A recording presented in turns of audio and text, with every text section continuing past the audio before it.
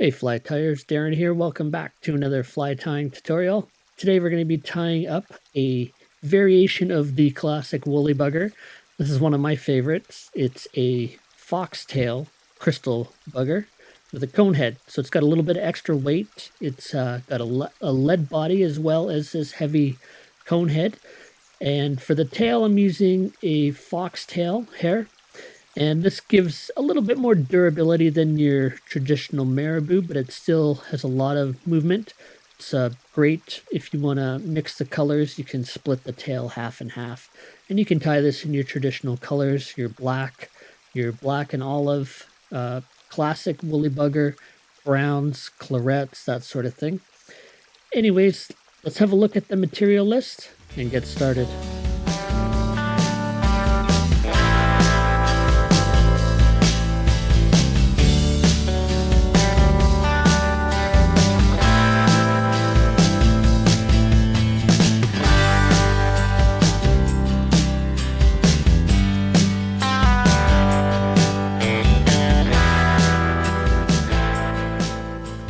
All right, let's get this out of the jaws of the vise. I'm going to put a new hook in here.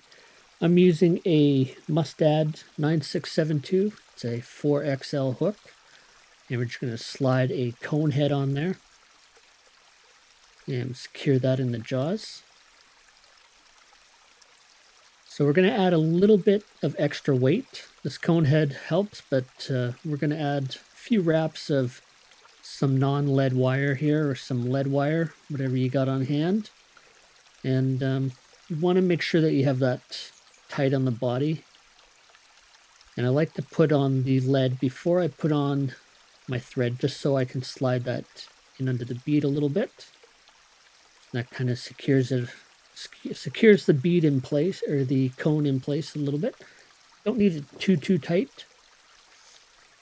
And we're going to start with a 6/0 olive. This is Ultra Thread 140 denier. And we'll just start by building up a bit of a thread dam in behind that lead. Just to kind of keep it secured. A couple wraps over the lead to keep it in place. And then we'll wrap a base layer down to the bend. All right, so now we're going to take some foxtail. This is a bit of a dark olive color. It's got some nice lighter tips in there and some darker base. I'm going to take a fairly good chunk of this. And this will compress down a little bit on the base hairs there, so you don't have to be too sparse with it. It gets a little more sparse out towards the tips, so you want to make sure you have a good profile. And I'll measure that around a shank length for the tail. And what I'm going to do is I'm just going to tie it in where the lead ends, and then we're going to use that to kind of gauge the shape of the underbody. So we'll cut away the excess there, and then you can see we've got a pretty uniform looking body width there. We can clean that up in a second. So next we're going to take a little bit of accent. We just need a little bit of crystal flash. I'm going to typically use 3 to 4 strands of pearl crystal flash per side. So I'm going to take 3 strands for this. You don't want it to be overly flashy. We're going to have a little bit of flash in the body as well. And I like to tie that right along the side of the hook. So I'll just secure that. And I'll wrap that back along the body a little bit, cross it over, and then wrap it right back. Then we're going to trim those up even. You can see that's not overbearing. It's somewhat subtle, but good enough there. Next, we're going to take some uni soft wire. This is a medium in copper. If you don't have a medium, a fine will do, or any other color for that matter.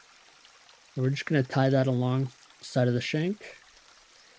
And we're just going to leave a little bit of a tag end so we can fold that back, and we'll secure that. Make sure that's really secure in there. Just tuck the wire away so it doesn't get in our way. Now we're going to grab some estas. This is the opal olive, and this is the petite size. And the hook size I'm tying on here is a number 4, just to give you an idea. So you can use the standard size. It gives you a bit fuller body. So we're just going to basically palmer that up the body of the hook. And just kind of fill out that body a little bit. And you can push this a little more dense in there if you like, or you can spread it out. I tend to try and make it a little denser towards the front. And we'll just take a couple wraps on both sides of that, just to secure that. And now we're going to take an olive saddle hackle. This one's got a little bit of webbiness. It's just kind of on that border between schlappen and saddle hackle. So you get a little bit of the webbiness up front. So we're just going to secure that by the bare stem there, with the dull side towards the hook and the shiny side out. You want to make sure that you get thread on both sides of that stem before we trim that out. Now we're just going to push these fibers back, and this stem in particular is a little bit tricky. It's got a twist in there, but we can work it so we can still get a nice profile on this fly. So I like to do one full wrap at the front and then spiral back, and try and just push the fibers back as you're spiraling backwards. And then I like to end right at the top of the tail there, and that's where I'll cross the wire over, and we'll just weave that in between the other hackles. You just want to make sure you're not trapping down too many of the hackle fibers there, and then we wrap it all the way to the front. Now we're just going to kind of clear the way, wrap some thread behind that just to secure it. Then we're going to pull the wire the other way, rearward, and then we'll put some wraps on the other side just to make sure that that wire gets locked in place. And then we'll helicopter off the excess. And we're pretty much done. Oh yeah, we have to trim off the back little tag, the hackle. And so now we just need to add a whip finish to this bugger. And we're going to be golden here. So again, we're going to do 2 whip finishes just to make sure that that's secure, just in case something happens and the first whip finish fails for some reason. And there we go.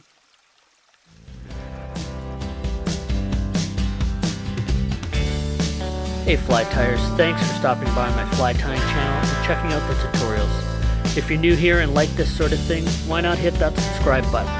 It's almost as satisfying as catching a fish, except you don't need to put on any waders or travel anywhere. I'd love to hear from you, so if you have anything to say, leave it in the comments below.